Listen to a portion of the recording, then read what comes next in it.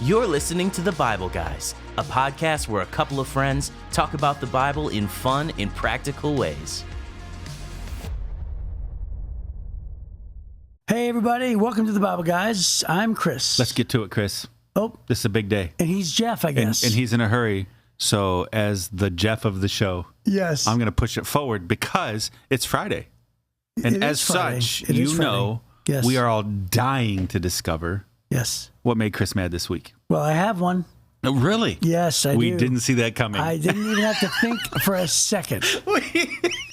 Well, you wonder why this is a segment, and it's because when we ask what made Chris mad this week, you go, I know. Hey, I've got one. 2 days ago, I was so angry.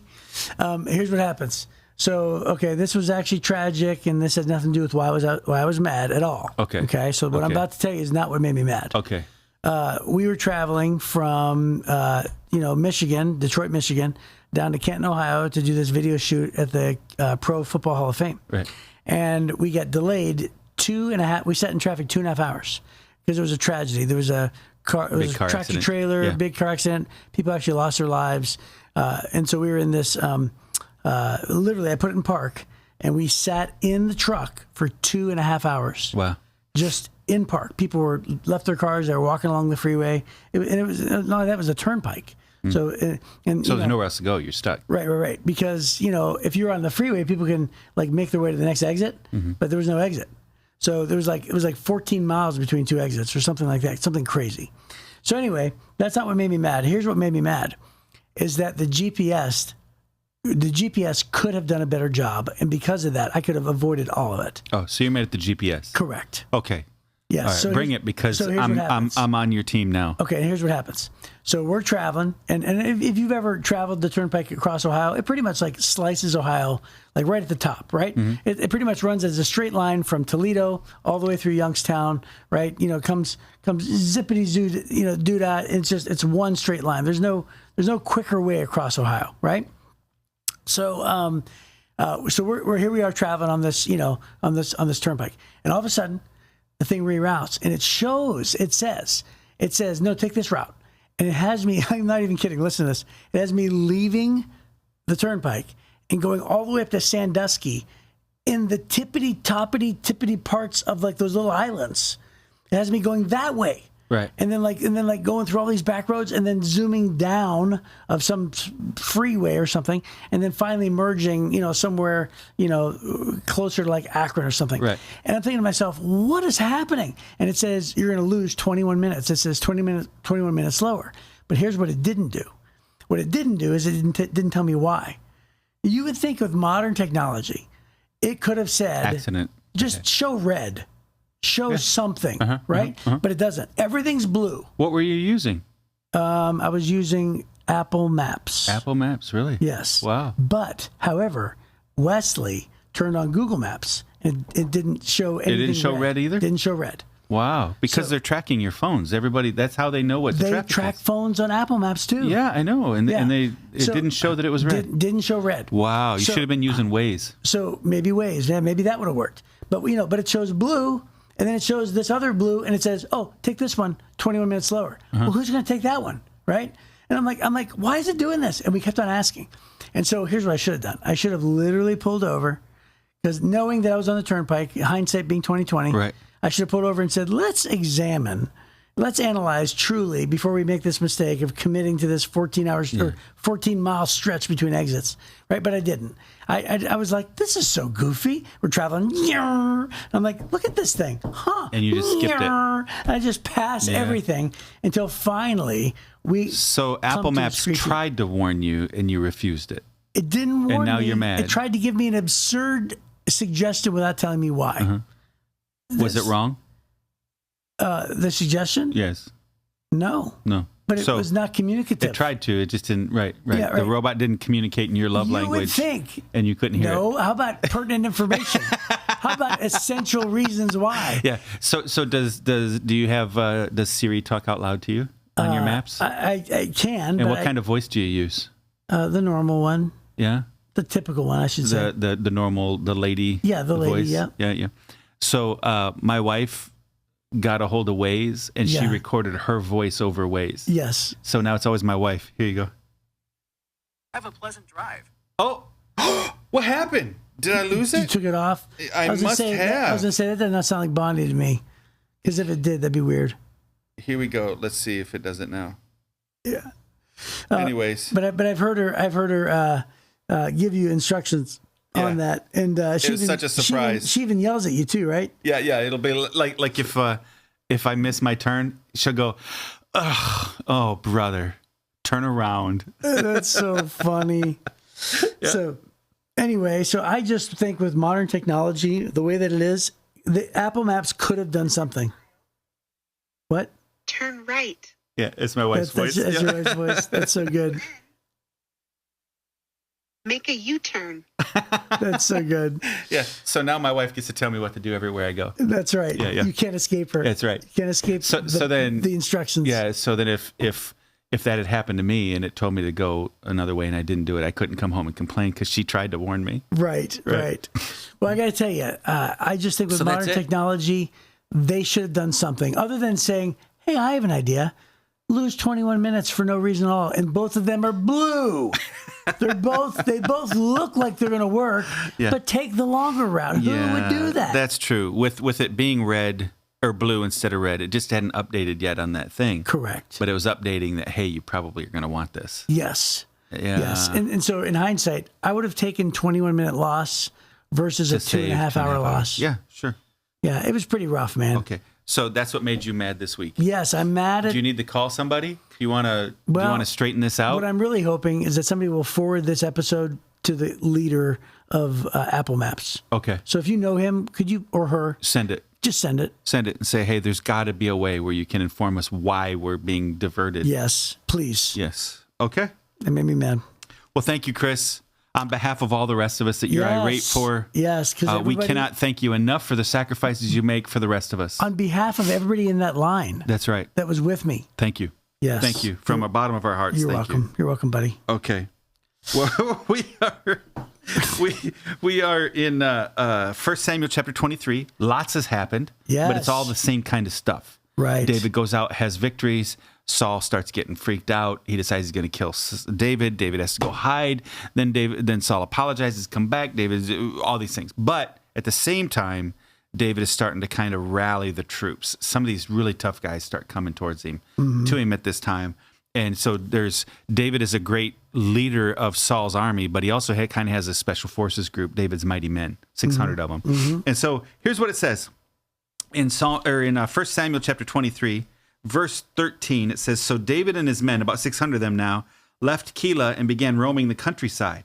Word soon reached Saul that David had escaped, so he didn't go to Keilah after all. David now stayed in the strongholds of the wilderness and in the hill country of Ziph. Saul hunted him day after day, but God didn't let Saul find him. Boy, I'm having troubles today. One day, near Horesh, David received the news that Saul was on the way to Ziph to search for him and kill him. Jonathan went to find David and encouraged him to stay strong in his faith in God. Don't be afraid, Jonathan reassured him. My father will never find you. You're going to be king of Israel, and I will be next to you, as my father Saul is well aware. So the two of them renewed their solemn pact before the Lord. Then Jonathan returned home while David stayed in Horesh. But now the men of Ziph went to Saul in Gibeah and betrayed David to him. We know where David is, hiding, they said. He's in the strongholds of Horesh in the hill of Hakilah. Yeah, sure. Which is in the southern part of Jeshimon. Oh, okay. Come down whenever you're ready, O king, and we will catch him and hand him over to you. The Lord bless you, Saul said. At last someone is concerned about me. Go and check again to be sure of where he's staying and who has seen him there, for I know that he's been very crafty. Discover his hiding places and come back when you're sure, and then I'll go with you. And if he's in the area at all, I'll track him down, even if I have to search every hiding place in Judah. So the men of Ziph returned home ahead of Saul. Meanwhile, David and his men had moved into the wilderness of Maon in the Araba Valley, south of Jeshimon. When David heard that Saul and his men were searching for him, he went even further into the wilderness to the great rock, and he remained there in the wilderness of Maon. But Saul kept after him in the wilderness. Saul and David were now on opposite sides of a mountain, and just as Saul and his men began to close in on David and his men, an urgent message reached Saul that the Philistines were raiding Israel again. So Saul quit chasing David, returned to fight the Philistines. Ever since that time, the place where David was camped has been called the Rock of Escape. David then went to live in the strongholds of En-Gedi. Well, so it's really an entire half a chapter about David running. Yeah. And he has good support from great men. Yep. He's got 600 of them who are loyal to him. He still has the favor of the people. He still has the favor of the nation, quite honestly. But Saul has the power. Saul's gotten to the point where he's dropping all pretenses. He is, unashamedly, hunting him now, right? Yes. So it's not like he's pretending to wrestle with, oh, play music for me. No, I'm going to try to kill you. Oh, I'm so sorry. I've repented, which, by the way, he did. He repented several times. Yeah. I'm trying to kill you, and I don't know why. I'm so jealous. I'm so sorry. Come be my friend again. So says the king, play, all that stuff. And it actually says that poor David, actually, we skipped over it, but poor David had to retreat to one of the Philistine hometowns of Gath. Mm-hmm. You remember that? And he acted crazy? Yeah. Remember that? That's a great one. Yeah. And we skipped over that. But like David actually was so afraid of Saul that he had to run to one of the towns of the Philistines, of his enemies. And now we know it's a town of his enemies because we literally just read that a couple of days ago in the Bible, guys, where it said that, remember they said when Goliath was killed, they ran as far as the city of Gath. Remember that? And the bodies fell all the way to Gath. Well, this is where David ran. And then it actually says that while he was there trying to hide, and by the way, props to him. Nobody would ever expect to look for him there. Right. But it says while he was there, the king of that region noticed that was David and actually said, isn't this the man when they say Saul was killed in his thousands and David killed in his 10,000s? Isn't that him? Yeah. And it says when David heard this, he became afraid. And then he started acting like a madman. And it says he started scratching the door. And he started acting like this crazy person. He started drooling on himself. And then to where the king just said, hey, I've got enough madmen here. I don't want another madman. Get rid of him. Get him out of here. Right. I'm not, and he's not going to execute a madman. It wasn't fun. No. It stopped being fun when you're like, this guy's nuts. Right. And But think about all David had gone through. How humiliating are all of those things.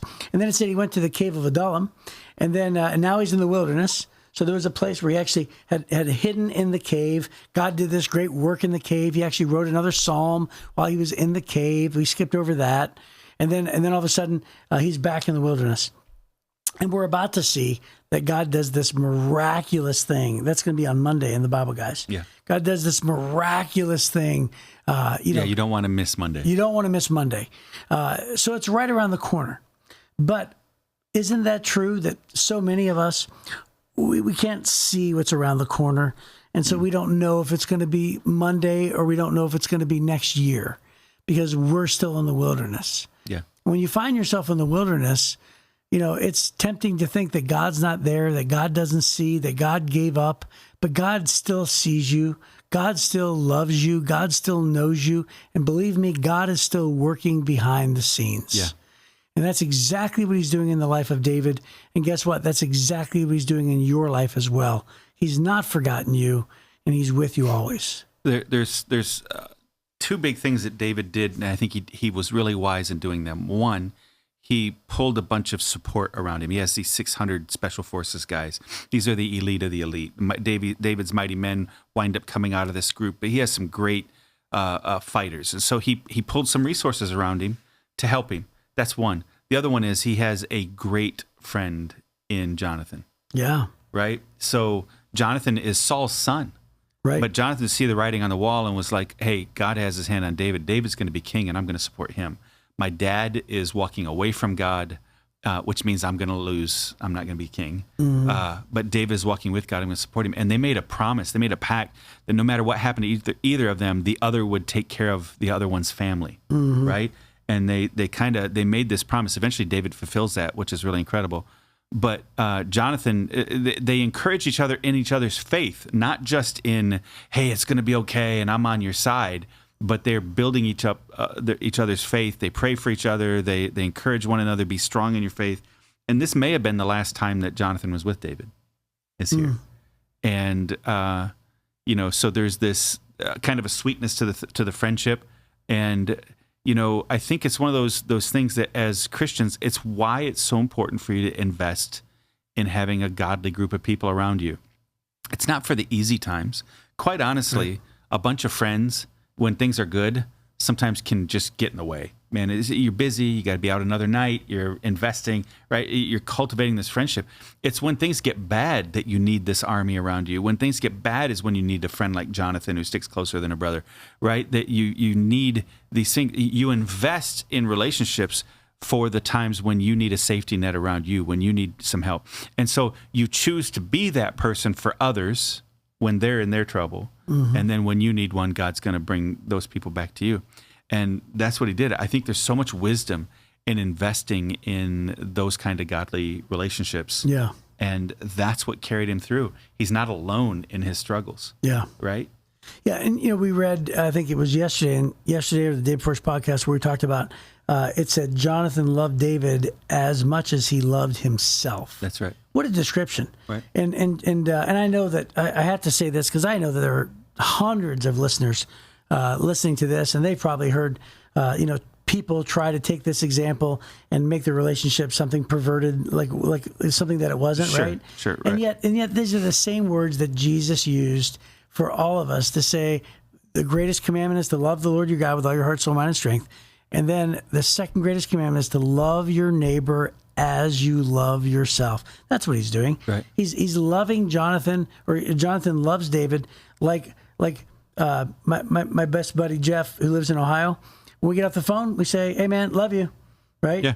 And so we're expressing this friendship that's closer than a brother, and that's the friend that David has in Jonathan. And then when he says, "I'm going to be beside you," that doesn't mean in the relationship capacity. It means in the traditional capacity. When he says, "Hey, you're the king, and I'll be beside you." I'll be your prime minister. I'll be your chamberlain. I'll be your...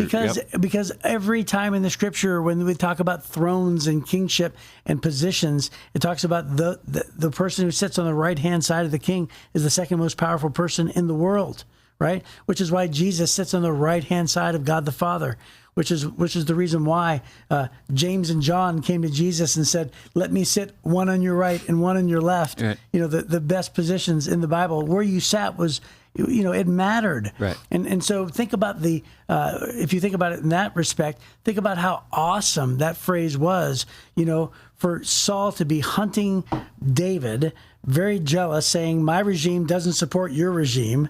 And then for the son of that king, who, by the way, was first in line. Right. To be the next king. Right. He says, no, my regime will support your regime. Right. I believe that you are anointed by God to be the next king of Israel. I don't agree with my father. I agree with you. You're my friend. I love you more than I do a brother, and I will support you, and I will be at your side supporting you. And this is what's going to happen. Don't be afraid. Saul's never going to find you. My dad's never going to find you. God's with you. And I'm telling you, there couldn't be a better support system for David than Jonathan. The Bible says, Solomon says in Proverbs, a man that has friends must first be friendly. Right. Right. I don't know that David, in his whirlwind fame, he went from being a kid playing a harp out in the backside of some little valley somewhere and fighting lions to protect his dad's sheep to the superstar in Israel, just that fast. And he's playing in front of the king. He becomes the commander of one of the main armies. He's out fighting battles for Philistines. I don't know that he had the margin in his life to pursue a really strong friendship. It's very clear in this entire thing that Jonathan is the one that is saying, Jonathan initiates the friendship. Jonathan's the one that keeps coming to David. David doesn't go to Jonathan. Jonathan keeps coming to David when David's out hiding somewhere. Jonathan keeps coming and finding him, showing up when David needed him most, right? Yeah, well, that's what's recorded. Yeah, so there's something about that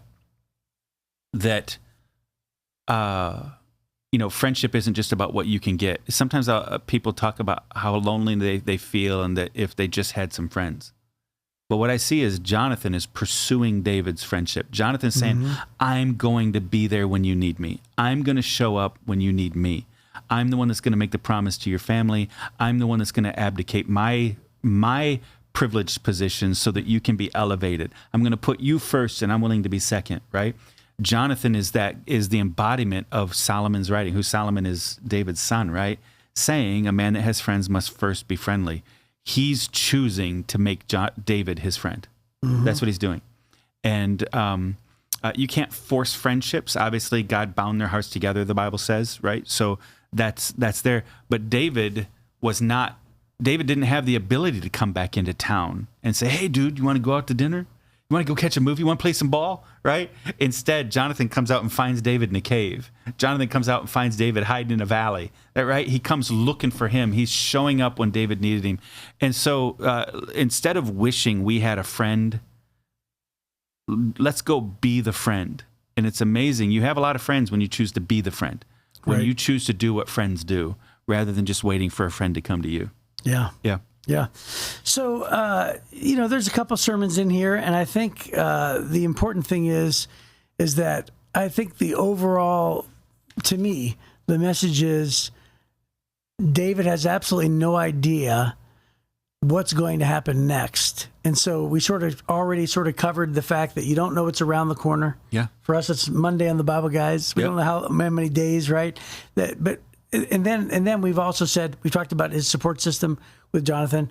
I think another thing that's really important is that God still gave David the promise that one day he would be king. And he's not king yet. Yeah, he's waiting. Right? And so that's not in this chapter, but it's something that is over David's life.